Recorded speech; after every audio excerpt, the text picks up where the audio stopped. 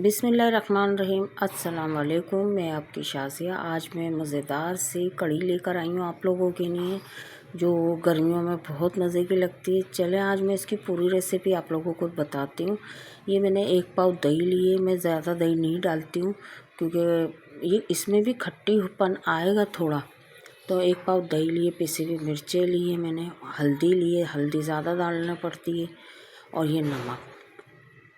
अब आपको ऐसा लगेगा कि मैंने मिर्चें बहुत तेज़ डाल दी क्योंकि मैं ये दही में मिला रही हूँ। जब मैं बेसन डालूँगी और इसमें पानी डालूँगी तो ये मिर्चें बिल्कुल क्वांटिटी से बिल्कुल अपने हिसाब से हो जाएंगी। और इसमें मैं कुछ नहीं डालती। लोग अदरक लहसुन क्या क्या डालते हैं, मगर मेरे अपनी रेसिपी ये है घर की, जो मैं जैसे बनाती हूँ और बहुत मज़े की बनती है। अब इसमें मैं 1 पाव जितना बेसन डालूँगी, कम से कम 1 पाव, क्योंकि अगर आप कम डालेंगे तो बिल्कुल पानी जैसी हो जाएगी कड़ी। तो जितने मेरे घर में फैमिली है मैं उसके हिसाब से बना रही हूँ। और मेरे पास मेरे पड़ोसी भी जो मेरे इंतज़ार करते हैं कि कब कड़ी बनेगी और हम खाएंगे, तो इस वजह से मैं ज़ाहिर है देती ज़रूर हूँ। तो इतनी मैं बना रही हूँ। आपके घर के हिसाब से, आपकी जितनी बड़ी फैमिली आप उस हिसाब से इसमें से कम ज़्यादा कर सकते हैं। और इसको हाथ से मिलाने का तरीका ये है कि इसमें गुठलियाँ बहुत बनती हैं। तो इसमें हम जब थोड़ा थोड़ा पानी, एक साथ कभी भी नहीं डालना, इसमें थोड़ा थोड़ा पानी करके, और जिस तरह मैं मिला रही हूँ इस तरह इसकी गुठलियों को ऐसे मिलाते रहें तो गुठलियाँ ना बने। थोड़ा थोड़ा करके पानी डालें। उसके बाद जब ये गुठलियाँ नहीं बनेंगी तो मैं इसमें ज़्यादा पानी डाल के इसको रखूँगी चूल्हे पे।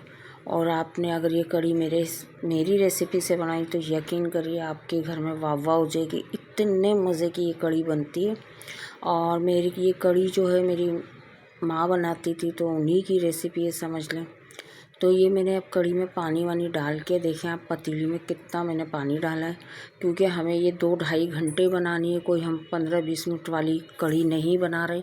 ये कम से कम मेरी कड़ी 2 से 2.5 घंटे पकती है हल्की आंच पे, तब जाके कड़ी बनती। तो मैं जब तक उबाल नहीं आएगा तेज़ आंच करके इसको जब मैं रखती हूँ, उबाल नहीं आएगा जब तक मुझे चलाना पड़ता है चमचा। और एक उबाल आता है तो उसके बाद आप चमचा बल्ले हटा दें, फिर स्लो आंच करनी पड़ती। तो अभी उबाल सही आया नहीं, आ रहा है। मैं आपको बिल्कुल सही तरीके से दिखाऊंगी कि उबाल किस तरह आए और कब हम इसको हल्की आंच पे रखेंगे। ना हम उससे पहले ढक्कन ढक सकते हैं, ना हम चमचे का हाथ रोक सकते हैं। चमचा हमें जब तक ये कड़ी उबाल नहीं आए जब तक हमें चमचा चलाना है। देखें उबाल आना शुरू हो गया और मैंने चमचा हटाया है। ये देखें, आपको मैं करीब से दिखाऊंगी कि इस तरह इसका उबाल आता है। ये देखें इस तरह उबाल आ गया। अब मैं इसको हल्की आंच कर दूंगी, और हल्की आंच पे कम से कम 2 से 2.5 घंटे ये कड़ी पकेगी। फिर आप कड़ी का आपने देख ही लिया शुरू में कितनी मज़ेदार, और इसको चावलों से खाएं। गर्मी में तो बहुत फ़ायदेमंद है, ठंडी है और अच्छी भी लगती है ये कड़ी चावल, दाल चावल, ये चीज़ें ना, तो ज़रूर पकाया करें। और ये देखें इसका उबाल और मैंने तेज़ आंच कर दी है। आजकल गैस ने भी इतनी प्रॉब्लम खड़ी करी हुई है, कभी आ रहा है कभी नहीं आ रहा है। सारा सारा दिन गैस नहीं होता है। सिलेंडर भी यूज़ करते हैं हम लोग। तो अभी तो फ़िलहाल मैंने सिलेंडर हटवाया हुआ है डर के मारे। तो सारा दिन गैस नहीं होती है हमारी, गैस आती है 6 बजे के बाद। तो जो भी खाना पकता है तो हम लोग शाम में ही बनाते हैं ताकि दोपहर तक हम खा लें। ये देखिए कितना अच्छे से उबाल, आपको करीब से दिखा रही हूँ। इस तरह ये बिल्कुल बेसन फट जाएगा और उबाल आना शुरू हो जाएगा, और ये ऊपर नहीं निकलेगा। उसी वक्त आप थोड़ी आंच ना बिल्कुल कम कर दें, जैसे चावलों को हम दम पे रखते हैं।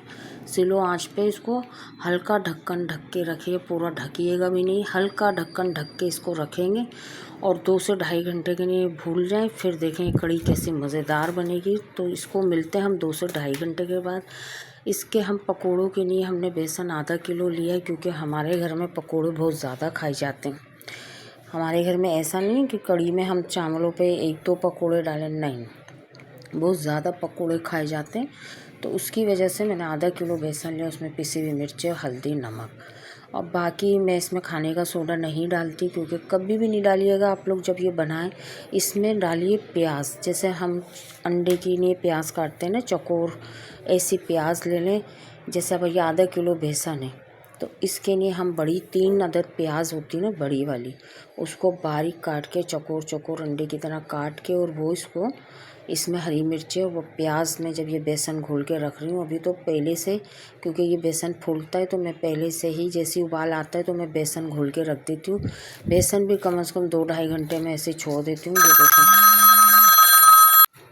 तो अब ये मेरा बैटर तैयार है और अब मैं इसमें पकौड़े तल के डालूँगी।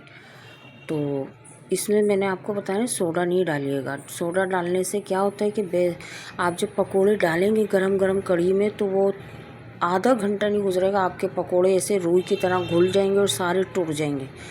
तो मैं ख़ास तौर पे कढ़ी में जब पकोड़े डालती हूँ उसमें बेसन नहीं मिलाती, उसमें मैं प्याज डालती हूँ। प्याज से क्या होता है, नरम तो हो जाते हैं, टूटती नहीं है पकौड़ियाँ। आप दूसरे दिन तक भी खा सकते हैं, गरम भी कर सकते हैं, पकौड़ियाँ नहीं टूटेंगी।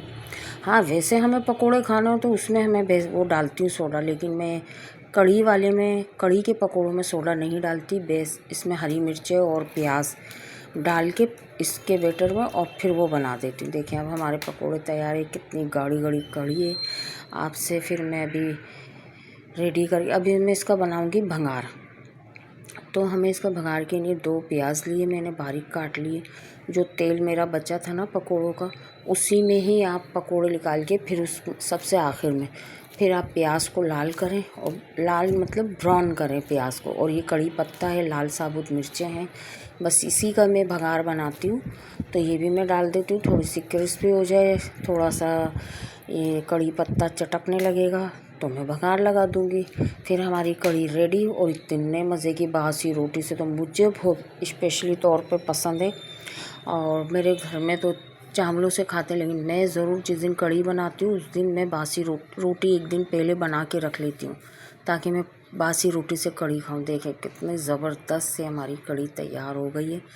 अब मैं आपको इसको डिश आउट करके दिखाती हूँ। मुझसे तो अब सब्र नहीं हो रहा कि बस ये देखें कितनी गाढ़ी हो गई है। अब मैं इसको डिश आउट करती हूँ और फिर आपसे मिलती है। देखें अब चावल तो सबको ही भंगारने आते हैं, उबालने आते हैं, तो चावल मैंने चढ़ाए हुए हैं और आपको मैं ये दिखा दूँ क्योंकि मुझे इतनी भूख लग रही है। और आप लोगों का बहुत बहुत शुक्रिया, आप लोग मेरे लिए दुआ कर रहे हैं। और प्लीज़ अपना कीमती वक्त निकाल के मेरे को लाइक ज़रूर करना, सब्सक्राइब करना और शेयर भी करना। और उससे ज़्यादा मेरे लिए दुआ ज़रूर करना, क्योंकि मेरी तबीयत सही नहीं है। और बस इजाज़त दीजिए। अल्लाह हाफिज़।